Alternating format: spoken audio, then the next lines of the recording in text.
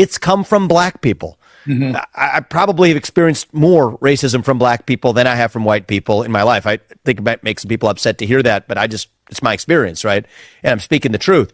And I think black people have experienced racism from Indian American people and from white people and whatever too. But what I believe is that we should live in a country where we don't judge each other on the color of our skin, but on the content of our character. Opens his mouth, but the words won't come out. He's joking how everybody's joking now. The clock's run out, time's up, over, plow, snap back to reality. Oh, they go.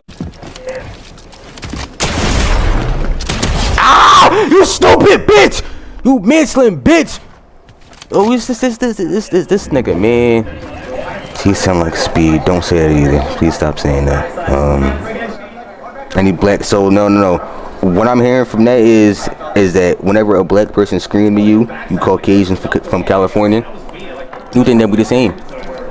In your head, a nigga who fucking yells and who black and got dreads is the same nigga. That's racist.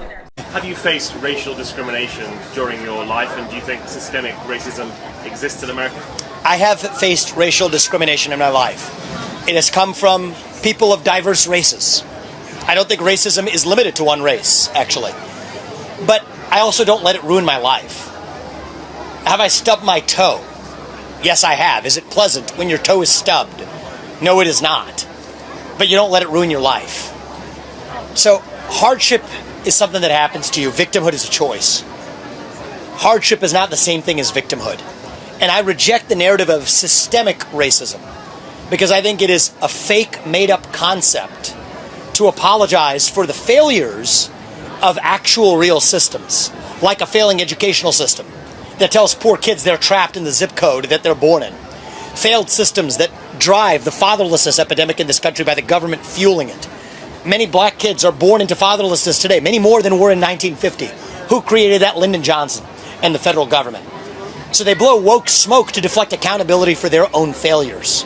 I believe in getting to the root cause rather than virtue signaling with fancy made-up terms like systemic racism made to make people feel. Let's go over more fake crimes. We'll go to Texas A&M. Isaiah Martin says he found this when he walked to his car Wednesday afternoon. Handwritten signs along his windshield. And one said, all lives matter. And the other said, you don't belong here. And then the other one was very explicit. It's at the N-word with the hard R. For them to go to that length to find out what I'm driving, who I am, that just goes to show how much hate they have in their heart. Martin took to Twitter to show what happened. Thousands responded, including the university. A&M President Michael K. Young released this statement Thursday, offering a $1,200 reward to anyone with information leading to an arrest. Young says, "We are tired of bigoted members of our community marring the experiences of students of color." To be an Aggie is to be a person of welcoming and accepting nature. When I first got here, if I knew that, I would have never came to A&M. Martin tells me university police are reviewing security footage. Oh, they reviewed the footage, and it turns out the person who put the notes on Isaiah Martin's car was Isaiah Martin. Did Michael Young, the president of Texas A&M, did he apologize for those accusations? The one that said he was tired of bigoted members of his community marring the experiences of people of color. Did he apologize for that? And by the way, when he says bigoted members of his community, he means white people. And whatever happened to Isaiah Martin, the perp that committed this fraud? The one who said he couldn't believe how much hate they have in their heart to do something like this. He's talking about the imaginary people who didn't write the fake letter. Did anything happen to him? Of course not. So, affirmative action in college admissions may be dead, but blatant, unabashed, unapologetic racism is still alive. Let's take a look at the Best Buy McKinsey Management Leadership Training Academy programs. This memo went viral on Twitter and was sent to all potential applicants. The qualifications read that you must have been with Best Buy for at least a year. You must be working in a salaried role at Best Buy. You must be willing to participate in certain training educational programs. And the juicy one. You must identify as Black, Latino, Hispanic, Asian, or Pacific Islander. In other words, whites need not apply. Then again, it does say identifies as. So perhaps white people that identify as Black, Latino, Hispanic, Asian, or Pacific Islander, maybe they can get accepted still. Who knows in today's world, right? This is why that DEI piece, the diversity, equity, and inclusion piece, becomes much more substantial, because the reason why our students have always been failing is because of structural racism. Yeah. And because we don't have a lot of money compared to the amount of money that we should be allocated. So maybe we need to be more explicit about that white supremacy is very alive and well in our schools.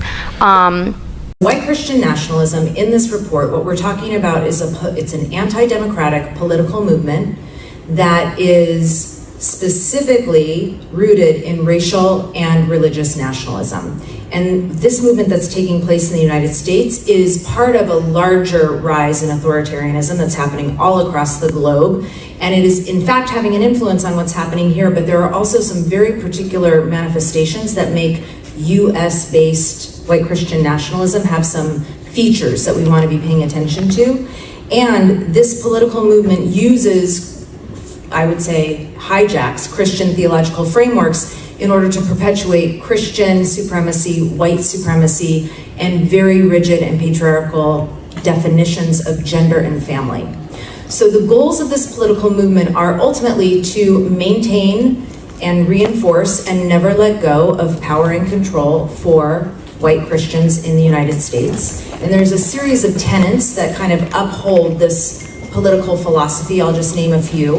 One of them is the mythology of American exceptionalism, that, quote, real Americans are descendants of white Europeans, that there is a justified use of violence to protect the nation from others, who they, of course, are the ones who get to define who others are, the erasure of the separation between church and state, and the maintenance of particular economic systems to maintain wealth and ongoing resource hoarding for a very subset of white Christians. And this set of tenets then creates a very comprehensive worldview that then allows more and more beliefs to continue to make that worldview manifest in the world. So a few of those beliefs are this idea that the United States should be governed through the lens of Christian values. Of course, they're defining what, I think their definition of what Christian values would be are very different than what Rev-Liz would be describing as Christian values. There's a very strong correlation, I never get that word right, between this belief system and very explicit anti-Black, anti-Indigenous, anti-immigrant, anti-Semitic, and anti-Muslim beliefs. And really importantly, I think for us, is there is a very entrenched belief that white Christians are in fact the ones who are victims in this moment. There's a profound stance of grievance, and it's in many ways that this grievance and victimhood stance is why something like the Great Replacement theory, a conspiracy that is describing waves and waves of Black and brown immigrants overtaking the United States, that's being masterminded by globalist, internationalist Jewish cabals, or a cabal, not multiple cabals, just one, George Soros. But that this is this set of beliefs is fundamental to how we build an opposition.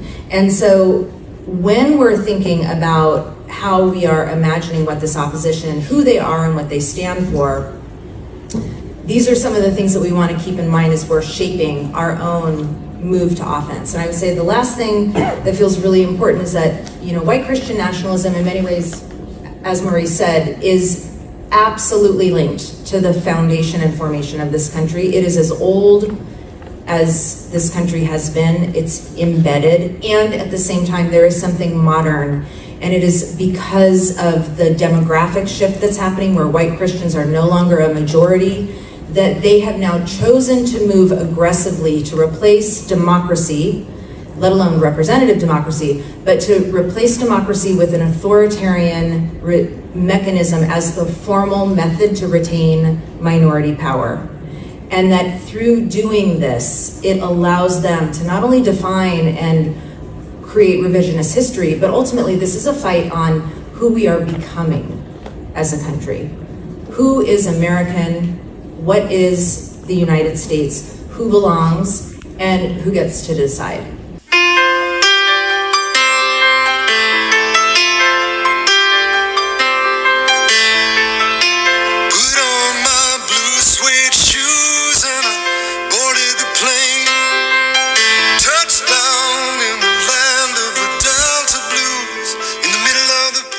Maybe you could tell us who first suggested the idea of reproduction without sex.